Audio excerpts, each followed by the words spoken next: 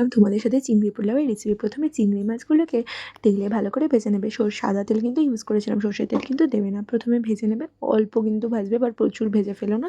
তারপরে পেঁয়াজগুলোকে একদম ছোটো ছোটো করে কেটে ভেজে নেবে। লাল লাল কিন্তু হবে না একদমই ভাজাটা, হালকা একটু রঙটা চেঞ্জ হয়ে আসলে তার মধ্যে রসুন কুচি দিয়ে দেবে। একদম ছোটো ছোটো করে কেটে নিয়েছিলাম।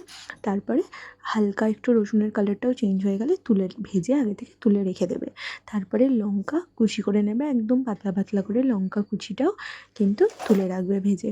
আমরা কাঁচা পাকা লঙ্কা ইউজ করেছিলাম যাতে দেখতে একটু ভালো লাগে। তারপরে একটা ডেচকির মধ্যে গরম জল বসাবে, তার মধ্যে সাদা তেল দিয়ে নেবে। তারপরে চালগুলো দিয়ে দেখে নেবে চালটা সেদ্ধ হয়ে গেলে, অল্প কিন্তু সেদ্ধ বাকি থাকলে তখন নামিয়ে ফেলবে। তারপর দিয়ে নেবে চিনি, নুন, আর যেগুলো ভেজে রেখেছিলাম চিংড়ি মাছ, পেঁয়াজ, রসুন, ওগুলো দিয়ে নেবে।